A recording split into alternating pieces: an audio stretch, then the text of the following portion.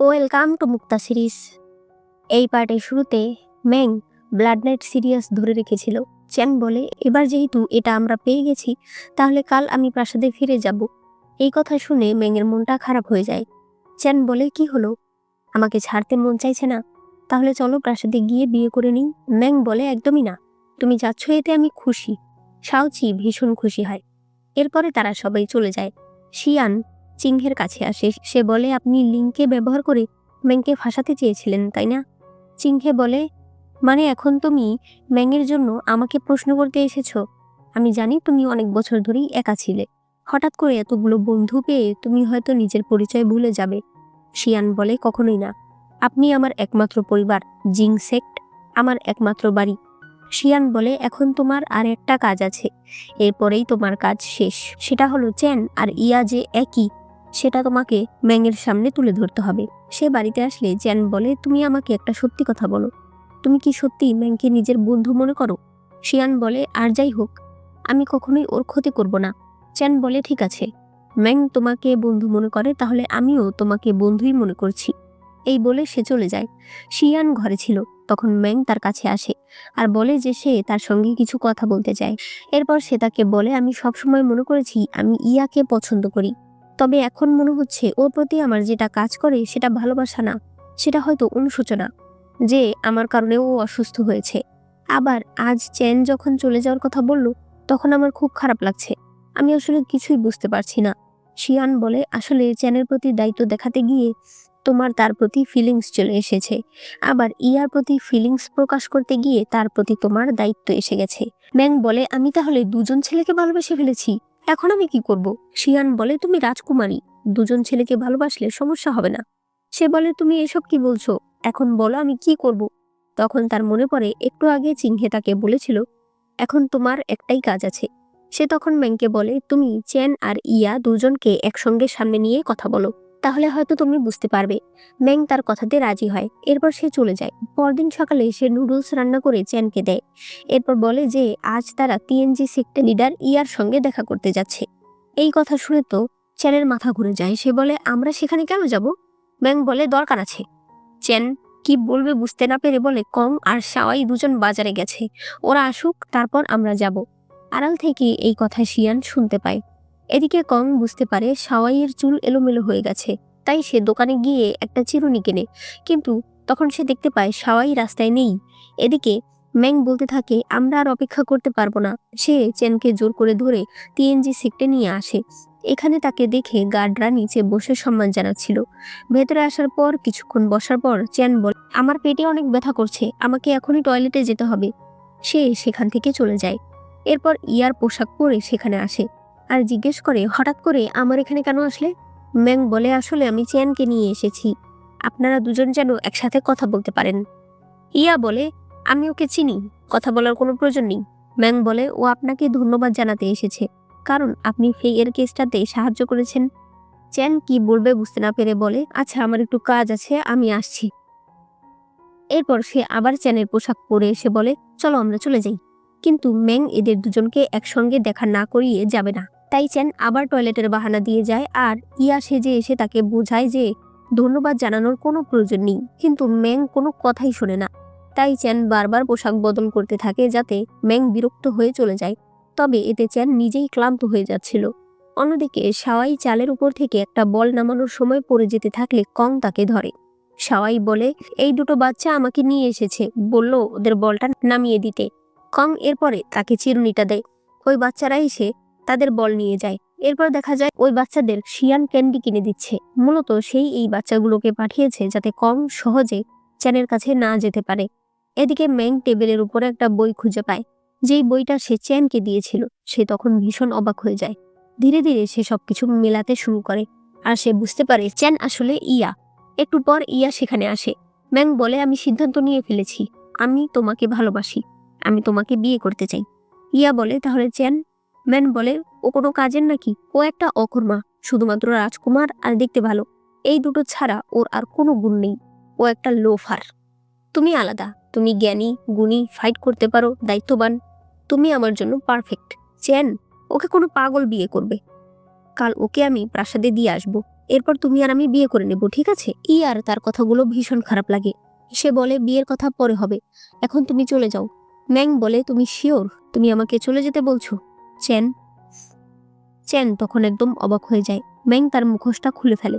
সে বলে কষ্ট হচ্ছে? আমারও হয়েছে যখন আমি এই হিসাবের খাতাটা এখানে দেখেছি।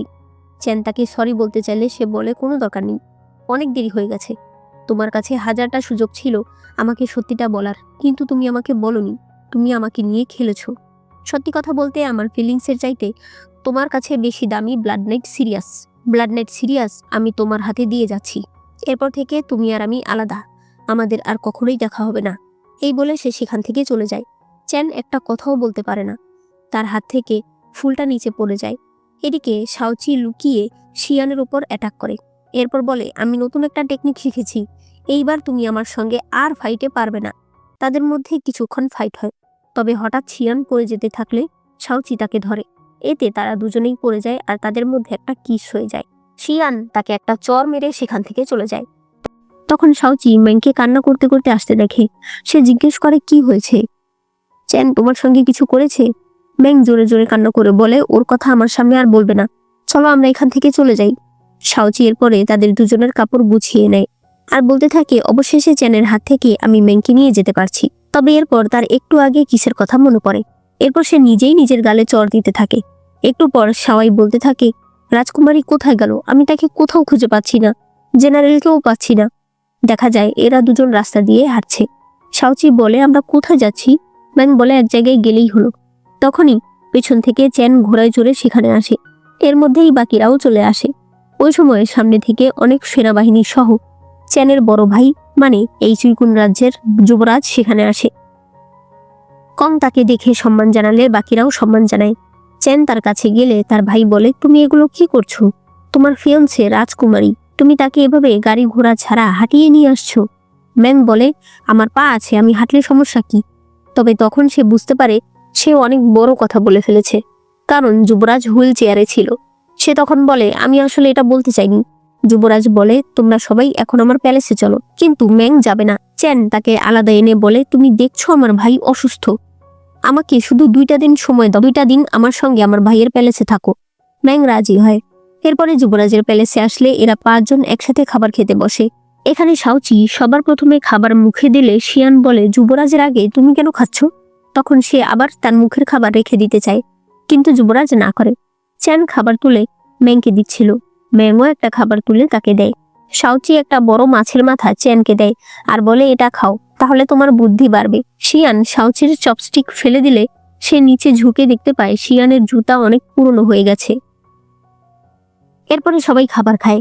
রাতের বেলা কং ম্যাংকে বলে সবাইকে কোথাও খুঁজে পাচ্ছি না। ম্যাং তাড়াতাড়ি তাকে খুঁজতে বের হলে সে একটা ঝিলের পাড়ে চলে আসে, যেখানে অনেক জোনাকি ছিল। হঠাৎ করেই সে দেখতে পায় জোনাকি দিয়ে লেখা সরি। তখন পেছন থেকে চ্যান সেখানে আসে আর তাকে আবারও সরি বলে। ম্যাং বলে এসব করে আর কি হবে, এমনিতেও আমরা আলাদা হয়ে যাব, আমি আর কখনোই তোমাকে ক্ষমা করব না। চ্যান বলে তাহলে ঠিক আছে, আমার একটা কথা শুনে যাও। তোমার সঙ্গে দেখা হওয়ার পর আমার ভাই আর আমি একসঙ্গে শিকারে গিয়েছিলাম। ওই সময় সিংহের পাতানো ফাঁদে আমরা 2 ভাই পড়ি। এক বিষাক্ত সাপ আমাকে কামড় দিতে আসে, তবে আমার ভাই আমাকে বাঁচায় ঠিকই, কিন্তু ওই সাপ তাকে কামড়ে দেয়। যেহেতু ওই বনে অলরেডি একটা বিষাক্ত ফর্মেশন করা ছিল, তাই আমার ভাইয়ের শরীরে চরম মাত্রায় বিষ ঢুকে যায়। সে আর 10 বছর বাঁচবে, অলরেডি 9 বছর হয়ে গেছে। ম্যাং বলে তার মানে তুমি ওই ফুল খুঁজছো তোমার ভাইকে সুস্থ করার জন্য, কিন্তু তোমার কোল্ড পয়জন। সে বলে তুমি আমার জন্য চিন্তা করছো? সত্যি কথা বলতে আমি কখনো নিজের জন্য বাঁচিনি, কিন্তু যেদিন তুমি প্রথম বললে তুমি আমাকে সুস্থ দেখতে চাও, সেদিন থেকে আমি নিজের জন্য বাঁচতে চাইছি। এই জীবনে নিজের জন্য আমি শুধু তোমাকেই চেয়েছি। যদি তুমি আমাকে চ্যান মনে করো তাহলে আমি একজন রাজকুমার, তুমি যা চাও আমি তোমাকে তাই দিতে পারবো। তোমাকে আমি সবকিছু দিয়ে ভরিয়ে রাখতে পারবো। যদি তুমি আমাকে ইয়া মনে করো তাহলে আমি তোমাকে সারা জীবন প্রোটেকশন দিতে পারবো, দেশ বিদেশে নিয়ে ঘুরে বেড়াতে পারবো। আমি দুজনই, তুমি আমাকে যেভাবে চাইবে আমি সেই রূপে তোমার সামনে আসতে রাজি আছি। আমি তোমাকে সত্যি ভালোবাসি। এরপরে সে ব্লাড নাইট সিরিয়াসটা তার হাতে দিয়ে বলে তুমি বলেছিলে না তোমার আর এই ফুলের মধ্যে এই ফুল আমার কাছে বেশি দামি? না, তুমি আমার কাছে বেশি দামি। এই ফুল আমি তোমাকে দিয়ে দিলাম। আগামীকাল আমি আমার ভাইকে নিয়ে তোমার কাছে আসব। তুমি যে ডিসিশন নেবে সেটাই আমি মেনে নেব। ম্যাং খুশি হয়ে যায়। এরপরে ম্যাং আবার শিয়ানের সঙ্গে কথা বলে। এখানে শিয়ান এমন ভাব করে যে সে জানেই না চেন আর ইয়া একই। সে বলে, তুমি কি ওকে ক্ষমা করে দেবে? ম্যাং বলে, আমি ওকে ক্ষমা করতে চাইনি, কিন্তু এখন ও এত গুরুত্বপূর্ণ জিনিসটা আমার হাতে দিয়ে দিয়েছে, আমার মনে হচ্ছে ও সত্যিই আমাকে ভালোবাসে। শিয়ান বলে, তোমার এত সহজে ডিসিশন নেওয়া ঠিক হবে না, একটু অপেক্ষা করো। সে ঘরে আসলে শাওচিকে দেখে তাকে ধরে ফেলে। তবে শাওচি বলে যে আমি এখানে ফাইট করতে আসিনি, আমি তোমাকে জুতা দিতে এসেছি। আমি দেখেছি তোমার জুতা ছিঁড়ে গেছে, তাই আমি এটা তোমার জন্য এনেছি। শিয়ান জুতা নিয়ে বলে, তুমি জানো কাউকে জুতো উপহার দেওয়া মানে তাকে চলে যেতে বলা? সে বলে, না না, আমি এটা চাই না, তুমি থাকো। তাহলে এখন থেকে তুমি আমার সঙ্গে ফাইট করবে? শিয়ান বলে, অবশ্যই। শাওচি এতে খুশি হয়ে যায়। শিয়ান তাকে ঘর থেকে বের করে দেয়। সে অনেক খুশি ছিল, তবে তখন তার চিহ্নের কথাগুলো মনে পড়ে যে এত বন্ধুদের পেয়ে তুমি তোমার আসল পরিচয় ভুলে যেও না। এদিকে চ্যান তার ভাইয়ের সঙ্গে দেখা করতে এসেছে। শিয়ান ম্যাংয়ের কাছে গিয়ে তাকে একদম ফ্রিজ করে ফেলে। এরপর বলে, তুমি ডিসিশন নিতে চেয়েছিলে না, চলো আমি তোমাকে সাহায্য করি। সে তাকে এদের ঘরের বাইরে নিয়ে আসে। এখানে চ্যান বলতে থাকে, ভাইয়া আমি ওই ফুল পেয়ে গেছি, এবার তুমি সুস্থ হয়ে যাবে। তার ভাই বলে, আর কিছু প্রয়োজন নেই? চ্যান বলে, ওই ফুল অ্যাক্টিভ করার জন্য আমাদের ইয়াং রক্তের প্রয়োজন, তবে সেটাও জোগাড় হয়ে গেছে। ম্যাংয়ের রক্ত ইয়াং রক্ত। এতটুকু বলতেই শিয়ান ম্যাংকে নিয়ে আসে। যুবরাজ বলে, এটা তুমি কি বলছো? চ্যান বলে, ভাইয়া তুমি চিন্তা করো না, ওর এক ফোঁটা রক্ত হলেই ওই ফুল অ্যাক্টিভ হয়ে যাবে। ও অনেক ভালো মেয়ে, ও না বলবে না। এদিকে ম্যাং কান্না করতে শুরু করে। সে বলতে থাকে, তার মানে শুরু থেকেই ও আমার সঙ্গে যা কিছু করে এসেছে, ওর মিষ্টি মিষ্টি কথা, আমাকে রক্ষা করা, এই সব কিছুই যাতে আমি ওর সাথে থাকি আর আমাকে দিয়ে ও ব্লাড নাইট সিরিয়াস অ্যাক্টিভ করতে পারে। তাকে এভাবে কষ্ট পেতে দেখে শিয়ানের খারাপ লাগছিল, তবে সে কিছুই বলে না। এর মধ্যেই চ্যান এসে ম্যাংকে ডাকতে থাকলে শিয়ান বলে, এখন তুমি কি সিদ্ধান্ত নিলে, থাকবে না পালিয়ে যাবে? চ্যান ঘরে এসে দেখে ম্যাং সেখানে নেই। সে বুঝতে পারে ম্যাং তাদের কথা শুনেছে। তারা একটু সামনে আসলেই অনেকগুলো লোক তাদেরকে আক্রমণ করে দেয়, কারণ এরা সবাই ব্লাড নাইট সিরিয়াস ফুল চায়। শিয়ান তাদের সঙ্গে ফাইট শুরু করে। এর মধ্যে চ্যান এসেও এদের সঙ্গে ফাইট করতে থাকে। শিয়ানকে বলে, তুমি ওকে কি বলেছো? শিয়ান বলে, তুমি ওকে ব্যবহার করেছো, এটা কি মিথ্যা? এর মধ্যে কং আর শাওচিও চলে আসে।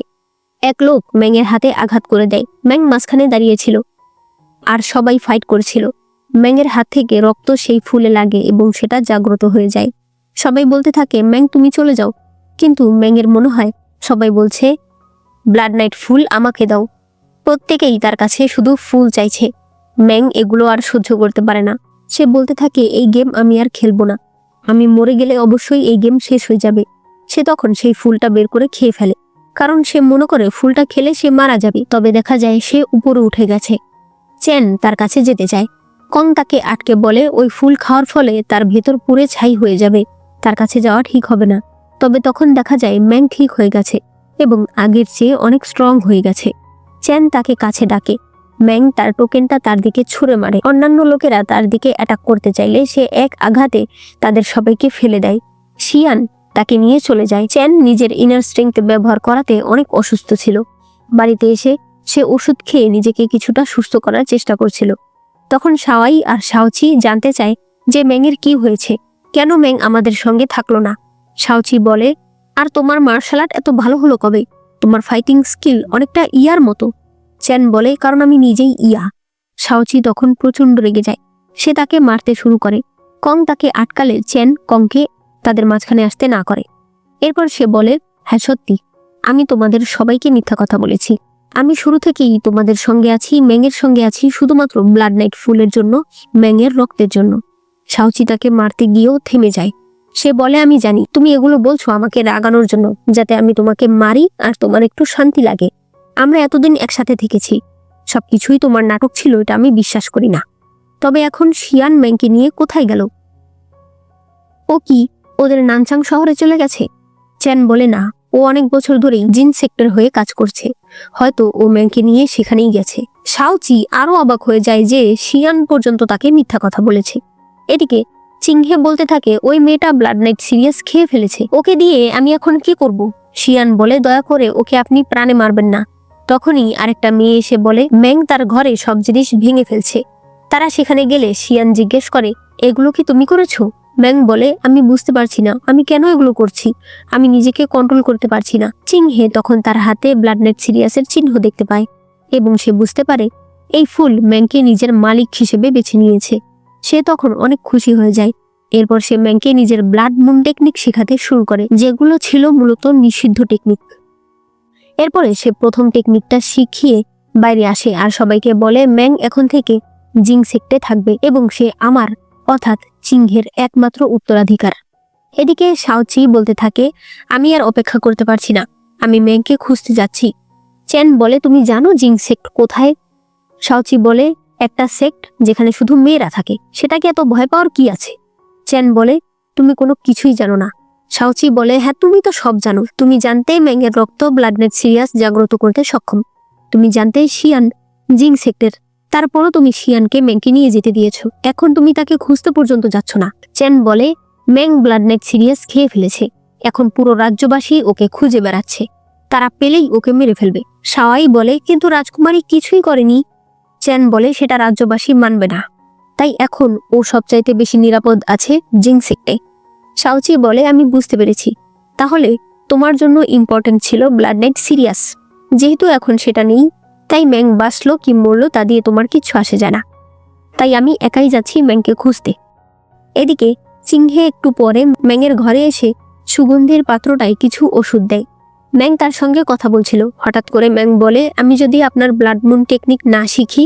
চিংহে তখন তার গলা চেপে ধরে। সে বলে, তোমাকে আমি আদর করছি বলে তুমি নিজেকে বড় কিছু ভাবতে শুরু করো না, এগুলো তোমাকে শিখতেই হবে। এরপরে সে ব্লাড মুনের দ্বিতীয় টেকনিকটা তাকে শেখায়। অন্যদিকে শিয়ান তাদের ওষুধের ঘরে গেলে একটা ওষুধ গায়েব দেখতে পায়, যেটা ছিল মূলত স্মৃতি মুছে দেওয়ার ওষুধ। তার বুঝতে বাকি থাকে এটা হয়তো চিংহে ম্যাংয়ের জন্য নিয়ে গেছে। অন্যদিকে শাওচি জিং লেখা দেখে একটা প্যাভিলিয়নে ঢুকে পড়ে। সেখানে সে শিয়ান শিয়ান বলে ডাকতে থাকে। সেই দোকানদার তাকে বের করে দেয়। তখন সে নাম দেখতে পায় যেখানে লেখা ছিল জিং রেস্টুরেন্ট। ওই সময় তুষার পড়তে শুরু করে। দেখা যায় শিয়ানও তুষার দেখছিল। একটু পর ম্যাং তার দ্বিতীয় টেকনিক একটা পুতুলের উপর অ্যাপ্লাই করতে যায়, তবে তখন তার মনে হয় যে সামনে চেন দাঁড়িয়ে আছে, তাই সে তাকে অ্যাটাক করে না। এর ফলে অ্যাটাক ব্যাকফায়ার হয় আর তার শরীরেই অনেক আঘাত লাগে। চিংহে এসে দেখে বলে, তুমি এখনো চেনকে ভালোবাসো? সে মনে মনে বলতে থাকে, চেনের প্রতি ওর ভালোবাসা আমি অনেক দুর্বল মনে করেছিলাম। এরপরে সে ওই ওষুধ আরো একটু সুগন্ধির পাত্রে দিয়ে বলে, তুমি যেহেতু ওকে ভুলতে পারছো না, তাহলে ওকে মনে রাখো।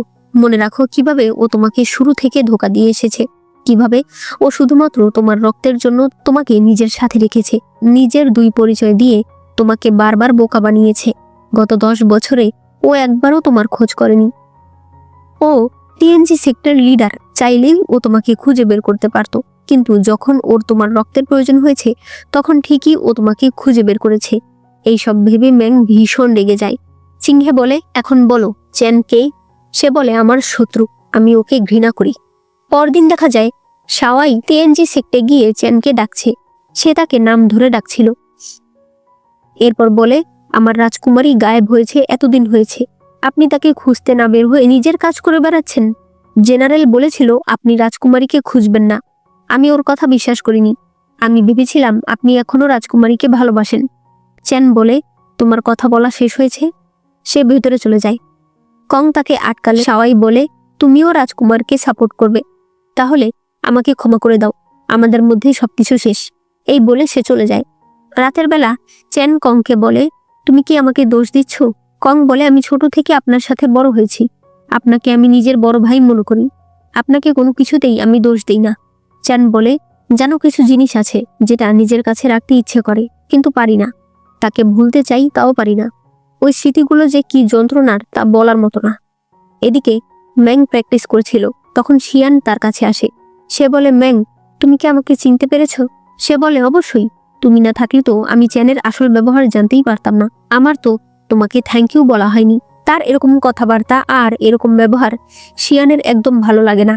সে এরপর চিংহেকে গিয়ে বলে, আপনি ওকে ছেড়ে দিন। চিংহে বলে, তুমি বলেছিলে আমি যেন ওকে বাঁচিয়ে রাখি, আমি ওকে বাঁচিয়ে রেখেছি, আমার নিজের টেকনিক ওকে শেখাচ্ছি, এখন তুমি বলছো আমি যেন ওকে ছেড়ে দিই। ঠিক আছে, আমি ওকে ছেড়ে দেব, কিন্তু ও যাবে কিনা সেটা ওর ডিসিশন থাকবে। এরপর রাতের বেলা ম্যাং নদীর পাড়ে চেনের কাছে আসে। চেন তাকে বলে, সত্যি তুমি এসেছো? ম্যাং তার বুকে তলোয়ার ঢুকিয়ে দেয়। চেন মুচকি হাসলে ম্যাং বলে, তুমি সরলে না কেন? চেন বলে, কারণ আমার জীবন তোমার পাওনা। আমি তোমার সঙ্গে যা করেছি তাতে আমাকে মেরে ফেললে তোমার অন্যায় হবে না। তবে মনে হচ্ছে তুমি এখনো আমাকে মারতে চাও না, কারণ এই তলোয়ারের আঘাত খুব ছোট। এরপর সে তলোয়ারটা আরো ভেতরে ঢুকিয়ে দেয়। সে বলতে থাকে, আমি জানি তুমি আমাকে মারতে চাও না, তবে আমার রক্ত দেখে যদি তুমি জেগে ওঠো তাহলে আমি নিজেকে আঘাত করতে রাজি আছি। ম্যাং, ভালো করে দেখো, আমি চেন, আমি ইয়া, আমি তোমার আমু ভাইয়া। ম্যাংয়ের তখন প্রচন্ড মাথা ব্যথা শুরু হয়। সে তখন ব্লাড মুন টেকনিক ব্যবহার করে তাকে ফেলে দেয়। চেন বলে, তুমি নিষিদ্ধ ব্লাড মুন টেকনিক শিখেছ? ম্যাং সেখান থেকে চলে যায়। চেন অজ্ঞান হয়ে যায়। ম্যাং ঘরে এসে বারবার হাত ধুচ্ছিল। শিয়ান তার কাছে আসলে সে বলে, আমি চেনকে মেরে ফেলেছি। শিয়ান তাকে শান্ত করে বিছানায় শুইয়ে দেয়। এরপর সে তলোয়ারের ঘ্রাণ শুকে বুঝতে পারে তলোয়ারে বিষ লাগানো ছিল। এদিকে দেখা যায় শাওচি চেনের চিকিৎসা করছে। সে বলতে থাকে, পুরুষ মানুষ, একটু আঘাত পেয়েছো, তাতে চিৎকার করার কি আছে? কিন্তু তোমার এই বিষ আমি কাটাবো কি করে? আমি তোমার ভাইয়ের কাছে যাই। চেন বলে, না, ভাইয়াকে কিছু বলো না। শাওচি বলে, তাহলে ডাক্তারের কাছে যাই। সে বলে, না, ডাক্তারের কাছেও যেও না, কাউকে জানতে দিও না। ম্যাং ব্লাড মুন টেকনিক শিখছে। শাওচি বলে, এটাও না, ওটাও না, ঠিক আছে, তাহলে এখানে পড়ে থাকো। সে এরপর গিয়ে একটু পানি খেতে চাইলে চেন পানি পানি বলে চিৎকার করতে শুরু করে। শাওচি তাকে পানি খাইয়ে দেয়। এরপর চেন বারবার বলছিল তার শীত লাগছে। শাওচি তার উপরের জামাটা খুলে তাকে দেয়। চেন আবার বলে শীত লাগছে। শাওচি আরেকটা জামা খুলেও তাকে দেয়। এরপর বলে, আর বলো না, আমার খোলার মতো আর জামা নেই। এরপরে সে বসে বসে বলতে থাকে, আমি মনে হয় আগের জন্মে তোমার কাছে ঋণী ছিলাম। দেখো, তোমার সেবক কং পর্যন্ত তোমার সেবা করছে না, আমি করছি। দেখা যায় কং কোনো একটা কাজে টিএনজি সেক্টর এক লোকের সঙ্গে দেখা করছে এবং সেই লোক তাকে বর্তমানে জিং সেক্টর কয়টা শাখা আছে সেই রিপোর্ট দেয়। পরদিন সকালে শাওচি কিছু ওষুধ কিনে চেনের কাছে আসে। সে তাকে ডাকলে বুঝতে পারে চেন কথা বলছে না। সে তাকে চেক করলে দেখে তার জ্বর এসেছে, তাই শাওচি তার সেবা করতে শুরু করে। এরপর বলে, তুমি ভেবো না আমি ইচ্ছে করে তোমার সেবা করছি। তোমার কিছু হলে তোমার বাবা, তোমার ভাই কং আমাকে জানে মেরে ফেলবে। এরপর সে ওষুধ তৈরি করে চেনকে খাইয়ে দেয় আর বলে, আমি আমার বাবা মায়েরও এত সেবা করিনি। এদিকে চিংহে ম্যাংকে বলছিল, এবারের টেকনিক হলো চোখে না দেখে কানে না শুনে তোমাকে বুঝতে হবে এটা কোন দিক থেকে আসছে। এই সবকিছু তোমাকে অন্য ইন্দ্রিয় আর ইনার স্ট্রিং থেকে বুঝতে হবে। তখন ম্যাং বলে, আপনি কি কিছু বললেন? সে বলে, আরে তুমি আগেই কেন কান বন্ধ করে রেখেছো? এরপর সে একটা জিনিস ঘোরালে বিভিন্ন জায়গা থেকে ম্যাংয়ের দিকে ঢিল ছুঁড়ে আসতে থাকে, তবে সবগুলো ম্যাংয়ের গায়ে লাগে। একটু পর চিংহে আরেকটা ছোট তীর নিক্ষেপ করলে ম্যাং সেটা ধরে ফেলে। চিংহে বলে, এখন তোমাকে একাই প্র্যাকটিস করতে হবে। সে দেখায় এই ঘরে প্র্যাকটিস করার জন্য অনেক অস্ত্র লুকানো আছে, যেগুলো একা একাই তার উপর আক্রমণ করবে। এদিকে শাওচি চেনের খেয়াল রাখছিল। হঠাৎ করেই চেন ধীরে ধীরে ম্যাংয়ের নাম নিয়ে ডাকতে থাকে। শাওচি বলে, তুমি কি চাইছো আমি বুঝতে পারছি না। সে তখন তার কাছে যেতে থাকলে চেন শক্ত করে তাকে ধরে ফেলে। ওই সময় কং এসে বলে, তুমি এখানে কি করছো? সে শাওচিকে সরায়। শাওচি চলে যায়। এরপর চেন কংকে বলে, তুমি এসেছো। কং তাকে একটা ম্যাপ দেয় যেখানে যেখানে জিন সেক্টর শাখা রয়েছে। সে এই সবগুলো শাখা বন্ধ করে দিয়েছে।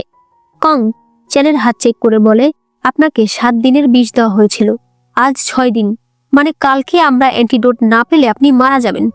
তাহলে আপনি আমাকে আগে কেন খবর দিলেন না? সে বলে, আমি তোমাকে একটা কাজে পাঠিয়েছি, কাজ শেষ না হলে তুমি আসবে কি করে? কং রেগে গিয়ে বলে, তাহলে আপনি কি এখানে মরতে চান? সে বলে, এখন সবকিছু আমাদের হাতে আছে, আমি যদি মরেও যাই তুমি বাকিদের নিয়ে ম্যাংকে উদ্ধার করতে পারবে। তখনই শিয়ান এসে বলে, তুমি মরবে না। সে তাকে বিষের অ্যান্টিডোট দিলে কং বলে, আমি কি করে জানবো তুমি ওষুধ এনেছো না বিষ এনেছো?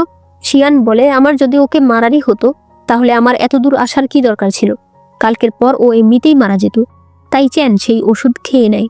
এরপরে বলে, এসেছই যখন তাহলে পুরো ঘটনা শুনে যাও। ওই সময় আমাদের টিএনজি সেক্টে 2 জন মাস্টার ছিল, একজন আঙ্কেল চি আর একজন আঙ্কেল ইয়েমেন। ওই সময় জিন সেক্টরের সবাইকে মেরেছে চিংহে। আঙ্কেল ইয়েমেন আর কেউ না, তোমার বাবা। তোমার বাবাকেও মেরেছে চিংহে। তোমাকে বাঁচিয়ে রেখেছে শুধুমাত্র তুমি মার্শাল আর্ট জানো তাই।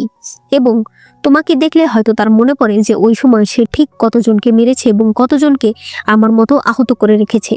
শিয়ানের এই সব কিছু বিশ্বাস হচ্ছিল না। চ্যান বলে আমি যা বলেছি তা সত্যি, তুমি চাইলে খোঁজ নিয়ে দেখতে পারো। এদিকে ম্যাং বাইরে ঘুরে বেড়াতে থাকে, তবে মানুষজন তাকে দেখে ভয় পাচ্ছিল।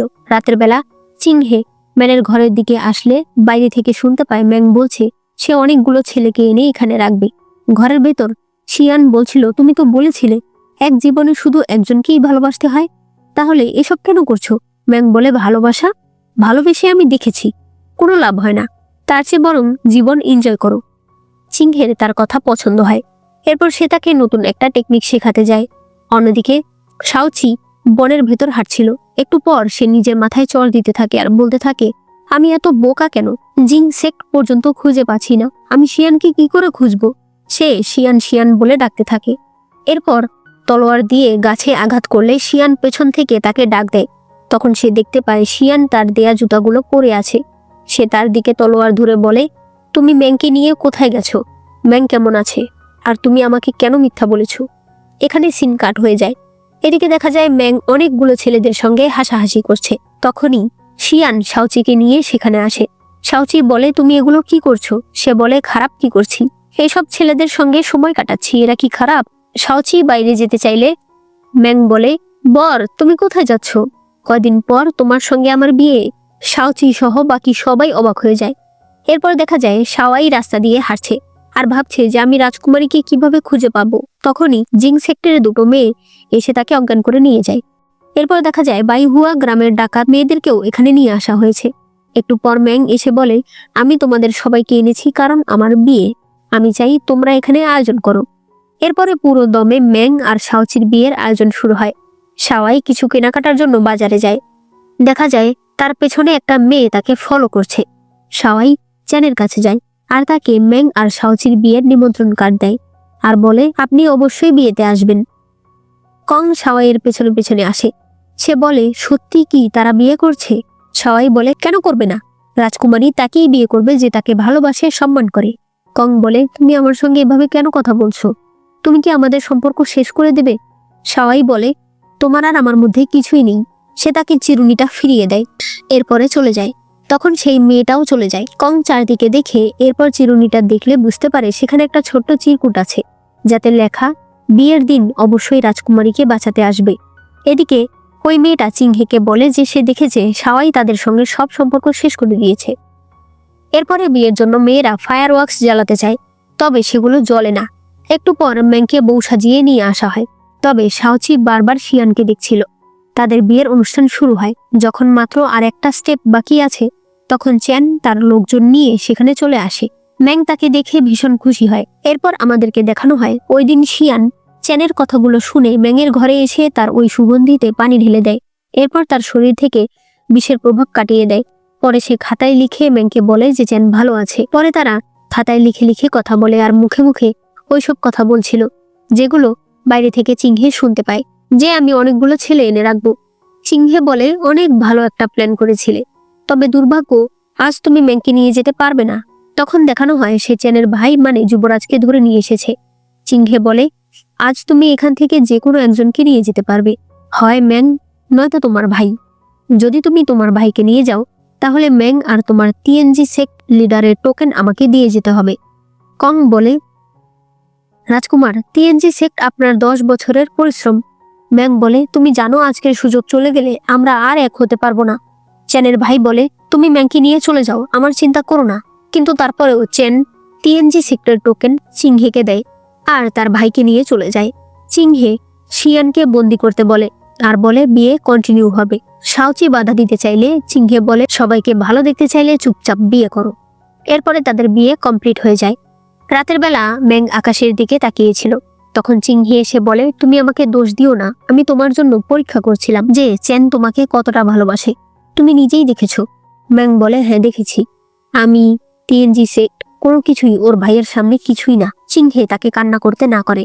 সে বলে আজকের রাত অনেক গুরুত্বপূর্ণ, মন ভালো করো, ঘরে চলে যাও। এরপরে ঘরে শাওচি ম্যাংকে এক সেট জামা দিয়ে বলে পোশাকটা চেঞ্জ করে নাও, দেখবে ভালো লাগবে। পরে সে বলে তুমি আবার অন্য কিছু মনে করো না। ম্যাং বলে আমি জানি তুমি আমাকে ভালোবাসো না, তুমি শিয়ানকে ভালোবাসো, তুমি কখনোই আমাকে ভালোবাসতে না। আমার প্রতি তোমার ভালোবাসা সিস্টেমের কারণে হয়েছে। শাওচি বলে মানে? ম্যাং বলে মনে করো ভাগ্য। তবে সত্যি কথা বলতে তোমার ক্যারেক্টার আমার অনেক ভালো লেগেছে। আমি সত্যিকারের ভালোবাসা পাওয়ার জন্য কত কিছু করেছি, অথচ তুমি তেমন কিছুই করনি। কাহিনী মতো এগিয়ে গেছো আর তোমার ভালোবাসা পেয়ে গেছো। শাওচি বলে, তুমি কি বলছো আমি বুঝতে পারছি না, তবে মনে হচ্ছে আমার প্রশংসা করছো। এদিকে দেখা যায় শিয়ানকে চরম পরিমাণে আঘাত করা হচ্ছিল। অন্যদিকে চ্যানের ভাই তার কাছে ক্ষমা চায়। চ্যান বলে, তুমি কেন ক্ষমা চাইছো? এই সব কিছু আমার ডিসিশন। তার ভাই বলে, আমার মতো একটা মানুষকে বাঁচানোর জন্য তোমার ভালোবাসা, তোমার 10 বছরের পরিশ্রম ফেলে দেওয়া কি ঠিক হয়েছে? চ্যান বলে, 10 বছর আগে আমাকে আর ম্যাংকে বাঁচানোর জন্য টিএনজি সেক্টর সবাই মারা গেছে। তারা আমাকে বুঝিয়েছে প্রত্যেক জীবনের মূল্য সমান। আমি ম্যাংকে রেখে এসেছি কারণ ম্যাংকে ওরা জানে মারবে না। আর তাছাড়া আমি এখনো হারিনি। সে এরপর তার পুরো প্ল্যান তার ভাইকে বলে, আর বলে, এখন তুমি যুবরাজের পরিচয়ে রসই রাজ্য থেকে সৈন্যদের পাঠাতে বলবে। এরপর ম্যাং প্র্যাকটিস করছিল। চিংহে তাকে মেরে বলে, এরকম মন খারাপ নিয়ে প্র্যাকটিস করতে পারবে? ঠিক আছে, আজ আমি তোমাকে একটা কাহিনী বলছি। অনেক বছর আগে আমার একটা বান্ধবী ছিল। সেই বান্ধবী একটা ছেলেকে ভালোবেসে ফেলে। ছেলেটা অনেক ধনী ছিল, তবে তাদের মধ্যকার ভালোবাসা অনেক গভীর ছিল। ছেলেটার কথায় ব্যবহারে আমার বান্ধবী মনে করত সেই ছেলে কোনোদিনও তাকে ছেড়ে যাবে না। কিন্তু একদিন সেই ছেলেটা আরো উপরে ওঠার জন্য এক বড় পরিবারের মেয়েকে বিয়ে করে। আমার বান্ধবী ভীষণ কষ্ট পায়, কিন্তু ওই দিনই সে জানতে পারে সে প্রেগনেন্ট। তার পরিবারও তাকে বাড়ি থেকে বের করে দেয়। একা একা বনে জঙ্গলে খেয়ে না খেয়ে অনেক কষ্টে সে বাঁচে। সে বাচ্চাটাকে জন্ম দেয়, তবে যেহেতু বাচ্চার পুষ্টির অভাব ছিল তাই সে বাঁচে না। যেদিন আমার বান্ধবী তার বাচ্চাকে দাফন দেয়, সেদিন সে তাকিয়ে দেখতে পায় তার ভালোবাসার পুরুষ উঁচু প্রাসাদে দাঁড়িয়ে তার বিয়ে করা বউ আর প্রথম সন্তানকে নিয়ে জনগণের সামনে কথা বলছে। ম্যাং বলে, আপনি যে বান্ধবীর কথা বলছেন সেটা আপনি নিজেই, তাই না? আর ওই ছেলেটা কি? এই রাজ্যের রাজা সু? চিংহে বলে, হ্যাঁ, সু ভালো না, তাহলে ওর ছেলেরা কি করে ভালো হবে? তুমি একদম ওদের কথাই ভুলে যেও না। এই কথাগুলো আমি কোনোদিন কাউকে বলিনি।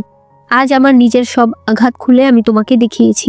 সু এর কারণে আমার সন্তান বাঁচেনি, তাহলে ওর সন্তানকে আমি কি করে শান্তিতে বাঁচতে দিই?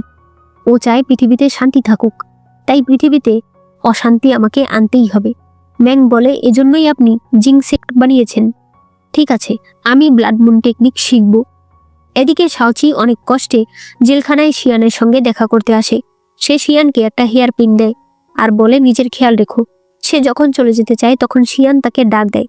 এরপর তাকে কিস করে। শাওচিও তাকে কিস করে। পরে বলে, আমার জন্য অপেক্ষা করো, আমি তোমাকে বাঁচাতে আসব। এরপর সে চলে যায়। পরদিন সকালে চ্যান একা জিং সেক্টে আসে। এখানে মেয়েদের সঙ্গে ফাইট করে তার অবস্থা খুবই খারাপ হয়ে যায়। শাওয়াই এসে বলতে থাকে, রাজকুমারকে ছেড়ে দিন, কিন্তু তাকেও এরা ধরে রাখে। চিংহে বলে, আমি ওকে ছেড়ে দিয়েছিলাম, কিন্তু ও নিজে থেকে আবার এসেছে। একটা মেয়ে চ্যানকে আঘাত করতে যাবে, তখনই ভেতর থেকে ম্যাংয়ের কিছু পাওয়ার বাইরে আসে, যার ফলে এরা সবাই ছিটকে পড়ে যায়। ম্যাং বাইরে আসলে চিংহে বলে, তুমি চতুর্থ টেকনিক শিখে ফেলেছ। ম্যাং চ্যানকে বলে, তুমি এখানে কি করছো? সে বলে, আমি তোমাকে দেখতে এসেছি, দয়া করে আমাকে এখানে থাকতে দাও। এরপরেই সে অজ্ঞান হয়ে যায়।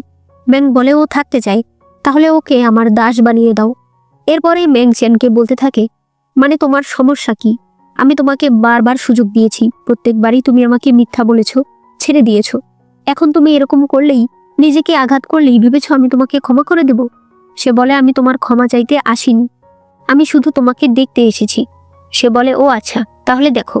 তখনই শাওচি আর অন্যান্য ছেলেরা ভেতরে আসে। ম্যাং বসে বলে, আজকে আমি একটা নতুন টেকনিক শিখেছি, আমি অনেক খুশি। তোমরা কি আমার সঙ্গে সেলিব্রেট করবে? বাকি ছেলেরা সবাই নিচে বসে তার সঙ্গে ড্রিঙ্ক করতে থাকে। ড্রিঙ্ক শেষ হয়ে গেলে ম্যাং চ্যানকে ড্রিঙ্ক আনতে বলে। চ্যান ড্রিঙ্ক দিলে সে তাকে ধাক্কা দিয়ে ফেলে দেয়। এরপর সবাইকে বলতে থাকে, ওকে দেখতে একদম একটা কুকুরের মতো লাগছে না? এরপরে ম্যাং শাওচি সহ বাকি সকল ছেলেদেরকে নিয়ে নিজের ঘরে চলে যায়। ঘরে তারা ভীষণ হাসাহাসি করছিল। চ্যান বাইরে এসে এগুলো শুনছিল। তার কোল্ড পয়জন তখন জেগে ওঠে। তার ভীষণ কষ্ট হচ্ছিল, তবে কিছুই করার ছিল না। এভাবেই দিন পার হতে থাকে। কানামাছি খেলার সময় একটা ছেলে চ্যানকে ম্যাংয়ের দিকে ধাক্কা দিলে ম্যাং তাকে ধাক্কা দিয়ে ফেলে দেয় আর বলে, তোমার সাহস কি করে হয় আমাকে ছোঁয়ার? এখনই ওকে নিয়ে কুড়ে ঘরে বন্দি করো, কোনো খাবার যেন ওকে না দেওয়া হয়। এই খবর চিংহের কাছে গেলে চিংহে বলে, ম্যাংয়ের শাস্তি দেওয়ার কৌশল একদম অন্যরকম, তবে আমার ভালোই লাগছে। এদিকে কুড়ে ঘরে চ্যানের অবস্থা খুবই খারাপ হয়ে যাচ্ছিল, কারণ তার কোল্ড পয়জন জেগে উঠেছিল। তখন সে ম্যাংকে আসতে দেখে, তবে এরপর সে অজ্ঞান হয়ে যায়। একটু পরে যখন তার জ্ঞান ফেরে তখন সে দেখতে পায় তার কোল্ড পয়জন সেরে গেছে, তার মুখে রক্ত লেগে আছে। পরদিন সকালে সে ম্যাংকে চা দিতে গিয়ে ইচ্ছে করে তার হাতে ফেলে দেয়। এরপর তার হাত ভালো করে দেখে, পরে সে মনে মনে বলতে থাকে ওর হাতে তো কোনো কাটা আঘাত নেই। একটু পরে ম্যাং তার ঘর থেকে সব ছেলেদেরকে বকাঝকা করে বের করে দেয়, এমনকি শাওচিকেও। আর ঘরে বসে বলতে থাকে পুরুষ মানুষ সব একরকম, অসহ্য। তখনই চ্যান সেখানে আসে। সে বলে তুমি আবার কেন এসেছো? চ্যান বলে সবাই চলে গেছে, আমি তোমার ঘর পরিষ্কার করতে এসেছি, নয়তো তুমি আবার আঘাত পাবে। ম্যাং বলে তুমি আমার কাছে আসো, আর একটু কাছে আসো। এরপর সে তাকে কিস করলে চ্যান তাকে সরিয়ে দেয়। ম্যাং বলে কি হলো, তুমি একা এখানে এসেছো, এত অপমান সহ্য করছো শুধুমাত্র আমার সঙ্গে রাত কাটানোর জন্যই তো। চ্যান এরপর তাকে নিয়ে বিছানায় শুয়ে পড়ে। তবে 2 মিনিট পরেই দেখা যায় ম্যাং চ্যানকে ঘর থেকে বের করে দিয়েছে। সে বলতে থাকে আমি তোমাকে একটা সুযোগ দিয়েছিলাম, অথচ তুমি কি করলে, আমার ঘাড়ে কামড় দিয়েছো, এখনই ওকে নিয়ে জেলখানায় বন্দি করো। এরপরে ম্যাং চিংহেকে বলে আমার মনে হয় চ্যান এখানে এসেছে শুধুমাত্র ভালোবাসার জন্য নয়, সে এসেছে আমাকে ব্লাড মুন টেকনিক শেখা থেকে আটকাতে। তবে যেটা ও চায় না সেটাই আমি শিখব, যাতে ওরা আমার হাতের মুঠোয় থাকে। সে চিংহেকে জড়িয়ে ধরে বলে আমি আপনার সব কথা শুনব। চিংহে বলে অবশ্যই, আমিও তোমাকে সবকিছুই শেখাবো। আমি এখন তোমাকে ব্লাড মুন টেকনিকের 5 নম্বর টেকনিকটা শেখাবো। তুমি মনে রাখবে এই টেকনিকটা যদি তুমি শিখতে পারো তুমি একা একটা রাজ্য ধ্বংস করে দিতে পারবে। তবে দুর্ভাগ্য আমি এটা পুরোপুরি শিখতে পারিনি, কিন্তু আমি টেকনিকগুলো তোমাকে শিখিয়ে দেব। তুমি এটা আয়ত্ত করতে পারবে কিনা সেটা তোমার নিজের উপর নির্ভর করবে।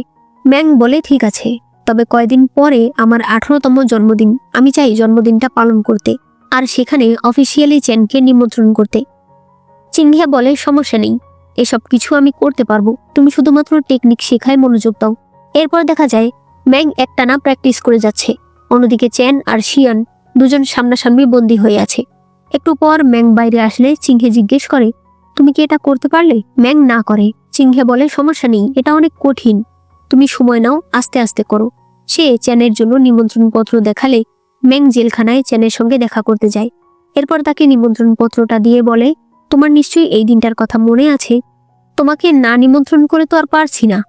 চ্যান বলে অনেক ধন্যবাদ, একটু কাছে আসো, তোমাকে আমি ভালো করে ধন্যবাদ জানাই। ম্যাং তার কাছে গেলে সে বলে আরেকটু কাছে আসো। ম্যাং আরেকটু কাছে গেলে চ্যান তার কানে একটা কামড় দেয়। ম্যাং সেখান থেকে চলে যায়। এরপর দেখা যায় জন্মদিনের অনুষ্ঠান শুরু হয়ে গেছে। ম্যাং সবাইকে জন্মদিনে আসার জন্য ধন্যবাদ জানায়। সে বলতে থাকে আমার পুরো জার্নিতে একজন লোক আছে যে আমাকে শিখিয়েছে ভালোবাসা কেমন হয়, কতটা সুন্দর হয়, কতটা যন্ত্রণাদায়ক হয়। সেই আমাকে দুর্বল থেকে স্ট্রং বানিয়েছে। আজ আমি যা কিছু হয়েছি তার জন্যই হয়েছি, আমার এই সিটটা তার জন্যই রয়েছে। তখনই চ্যানকে সেখানে আনা হয়। ম্যাং বলে একে আপনারা অনেকেই চেনেন, যারা চেনেন না আমি তাদেরকে বলছি, এই হলো এই রাজ্যের 5ম রাজকুমার চ্যান, আর টিএনজি সেক্টরের লিডার ইয়া, আর ইনি সেই ব্যক্তি যার কথা আমি বলছিলাম। চ্যান, আমি চাই তুমি আমার জন্য একটু সোয়ার্ড ডান্স করো। একজন লোক বলে ওনার অবস্থা তো ভালো না, আমি আপনাকে সোয়ার্ড ডান্স করে দেখাচ্ছি। ম্যাং বলে নর্মাল ডান্স তো আমরা সবাই দেখেছি, কিন্তু কখনো কি আপনারা দেখেছেন কাউকে শেকল বাঁধা অবস্থায় ডান্স করতে? চ্যান বলে ঠিক আছে, এমনিতেও তোমার জন্মদিন উপলক্ষে আমি কোনো উপহার আনিনি, মনে করো এটাই আমার উপহার। সে একটা মেয়ের কাছ থেকে তলোয়ার নিয়ে ডান্স করতে শুরু করে। তবে যেহেতু তার হাত পা বাঁধা ছিল সে বারবার পড়ে যাচ্ছিল। এগুলো দেখে সবাই অনেক হাসাহাসি করছিল। তবে ম্যাংয়ের এসব সহ্য হয় না। সে একটা তলোয়ার নিয়ে চ্যানের শেকলগুলো কেটে দেয়। এরপর সে তার সঙ্গে মিলে ডান্স করতে থাকে। এরপরে তারা দুজন একসাথে চিংহের উপর আক্রমণ করলে চিংহে তাদেরকে সরিয়ে দেয়। সে বলে এত কিছুর পরেও ম্যাং, তুমি ওর সাপোর্ট করছো? তুমি ভুলে গেছো কিভাবে তোমাকে ও মিথ্যা কথা বলেছে? সে বলে আপনিও তো একই কাজ করেছেন, ওষুধ ব্যবহার করে আমার স্মৃতি মুছে দিতে চেয়েছেন। এদিকে দেখা যায় বাইরে ম্যাংয়ের চতুর্থ বোন সিসি সৈন্যদের নিয়ে এসেছে। তারা বলছিল এই রাজ্যের যুবরাজ কোথায়, তারও তো সৈন্যদের নিয়ে এখানে আসার কথা ছিল। তখনই যুবরাজ সৈন্যদের নিয়ে সেখানে আসে। সিসি যুবরাজকে দেখে বলতে থাকে এত সুন্দর চেহারা। সে তখন তার কাছে যায়। এদিকে একটা মেয়ে এসে চিংহেকে বলে আমাদের রাজ্যের রাজসেনারা আমাদের পুরো সেট ঘেরাও করে ফেলেছে, তারা বলছে আমরা নাকি তাদের রাজকুমারকে কিডন্যাপ করেছি। চিংহে বলে আমি আবার কখন তাদের রাজকুমারকে কিডন্যাপ করলাম? চ্যান তখন তার হ্যান্ডকাপ দেখায়। চিংহে বলে ও, তার মানে শুরু থেকেই তুমি এসব প্ল্যান করে এসেছিল। তার মানে শুরু থেকেই এসব কিছু তোমার প্ল্যান ছিল। তখনই তারা কিছু গান পাউডারের শব্দ শুনে বাইরে চলে আসে। দেখা যায় এই সেক্টরের চারদিকে গান পাউডার পড়ছে। চিংহে বলে, এগুলো কি তুমি করেছো? চ্যান বলে, এই কাজ আমি করিনি।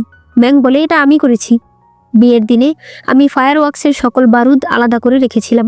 চ্যান বলে, তুমি জানো এটা কত রিস্কের? ম্যাং বলে, আমি একদম ঠিক আছি। তখন দেখা যায় শিয়ান হেয়ারপিনটা দিয়ে তালা খুলে জেলখানা থেকে বের হয়ে যায়। এদিকে চিংহে তাদের বাকি জিং সেক্টের সকল শাখাগুলোতে খবর পাঠিয়ে দেয়, তবে সেখান থেকে কোনো সিগন্যাল আসে না। সে অবাক হলে চ্যান বলে, আপনার সব সেক্ট বন্ধ আছে, কারণ আমি একটা একটা করে সবগুলো বন্ধ করে দিয়েছি। সে তখন তার টিএনজি সেক্টর টোকেনে চাপ দিলে তাদের বিভিন্ন শাখা থেকে সিগন্যাল আসতে থাকে। চ্যান বলে, আমার সব লোকেরা এখন এর আশেপাশেই আছে। চিংহে বলে, এটা কি করে সম্ভব? তোমার আসল টোকেন তো আমার কাছে আছে। ম্যাং বলে, আসলে ওইটা আমার। তখন দেখানো হয় ওই দিন যখন সে চিংহেকে জড়িয়ে ধরেছিল তখন সে ওই টোকেন বদল করে ফেলেছিল, আর ওই দিনও জেলখানায় সে আসল টোকেনটা চেনকে দিয়েছিল।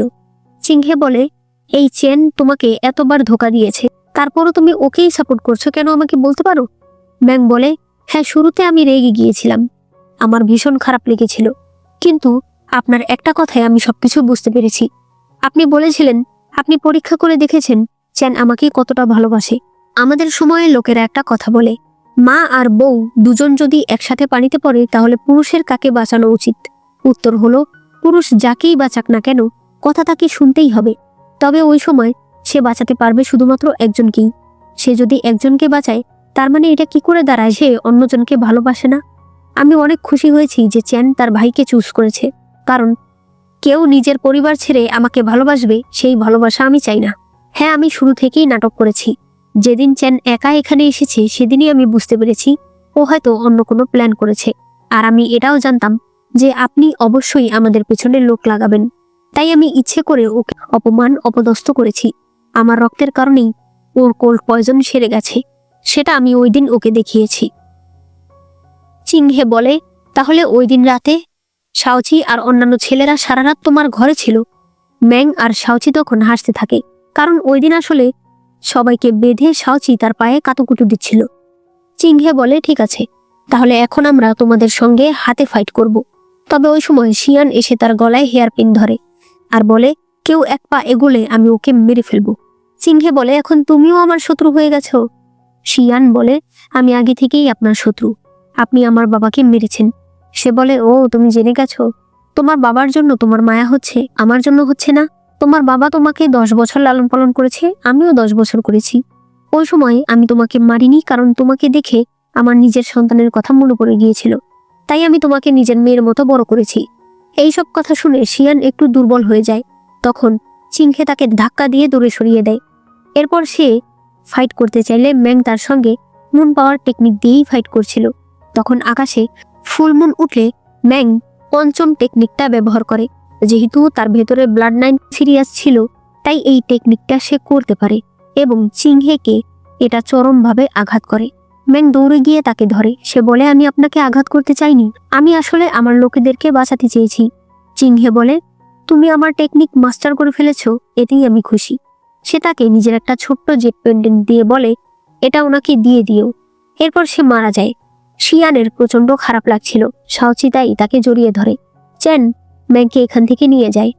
এরপর দেখা যায় ম্যাং নিজের হাত কেটে রক্ত বের করছে চ্যানের ভাইকে দেওয়ার জন্য।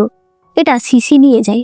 চ্যান তার হাত ব্যান্ডেজ করে দেয়। সে বলতে থাকে, নিশ্চয়ই অনেক ব্যথা করছে, তাই না? ম্যাং বলে, আচ্ছা, আমার বোন এত খুশি কেন? চ্যান বলে, ওনার আমার ভাইকে পছন্দ হয়ে গেছে। ম্যাং বলে, আমি একবার তোমার বাবার সঙ্গে দেখা করতে চাই। চ্যান বলে, তাহলে তো আমাকে প্রস্তুতি নিতে হবে, কিছু উপহার কিনতে হবে। ম্যাং বলে, আমরা বিয়ের তারিখ ঠিক করতে যাচ্ছি না, আমি এমনিতেই ওনার সঙ্গে একটু কথা বলতে যাচ্ছি। এরপরে সে মহারাজের সঙ্গে কথা বলতে আসে। সে সেই জেট পেন্ডেন্টটা দেয় আর বলে, মহারাজ, আমি যখন চিংহের সঙ্গে শেষবার ফাইট করেছি আমি বুঝতে পেরেছি সে ব্লাডমুন টেকনিকের প্রথম টেকনিকটাই আয়ত্ত করেনি। সে মুখে বলতো সে রাজ্যের ক্ষতি চায়, তবে আসলে সে শুধুমাত্র চাইতো যেন আপনি তাকে মরে রাখেন। এরপরে সে চলে আসে। তখন দেখা যায় মহারাজ নিজের কাছ থেকেও একই রকম একটা জেট পেন্ডেন্ট বের করে। এই দুটোতে তাদের দুজনের নাম খোদাই করে লেখা ছিল। এরপরে ম্যাং দাঁড়িয়েছিল। চ্যান আসলে ম্যাং বলে, তুমি আমার ব্লাডমুন টেকনিকগুলো নষ্ট করতে পারবে? চ্যান বলে, পারবো, কিন্তু নষ্ট করার কি দরকার? সেগুলো ভালো কাজেও লাগতে পারে। আমার বিশ্বাস তুমি কখনোই তোমার ক্ষমতার অপব্যবহার করবে না। আর তাছাড়া তুমি তো বলেছিলে তুমি নায়িকা, নায়িকা কি কখনো খারাপ কাজ করে? ম্যাং তখন অনেক খুশি হয়ে যায়। এদিকে কং সাওয়াইকে বলে, তোমার একটা জিনিস হারিয়ে গেছে। সে চিরুনিটা দেখালে সাওয়াই চিরুনিটা নেয়। কং বলে, আর কিন্তু হারাবে না। এরপরে তারা চ্যানের কাছে তাদের বিয়ের কথা বলতে গিয়ে চ্যানের একটা চিঠি পায়, যেখানে চ্যান লিখেছে টিএনজি সেক্ট সে কং এর দায়িত্বে দিয়ে দিয়েছে। এখন সে ম্যাংকে নিয়ে একটু শান্তিতে বাঁচতে চায়। এদিকে শিয়ান চলে যেতে চাইছিল। শাওচি বলে, তুমি কেন যাচ্ছ? আমরা কেউ তোমাকে দোষ দিচ্ছি না। শিয়ান বলে, কিন্তু আমি নিজেই নিজেকে ক্ষমা করতে পারছি না। শাওচি বলে, তুমি বলেছিলে তুমি আমার সঙ্গে ফাইট করবে। শিয়ান বলে, তুমি কোনোদিন আমাকে হারাতে পারবে না। এই বলে সে যেতে শুরু করে। তখন শাওচি চিৎকার করে বলে, তাহলে আমি সারা জীবন তোমার কাছে হারতে চাই। এই কথা শুনে শিয়ান খুশি হয়ে যায়। এরপর দেখা যায় চেন আর ম্যাং রাতের বেলা বাইরে ঘোরাঘুরি করছে। তারা একটা চোর ধরে।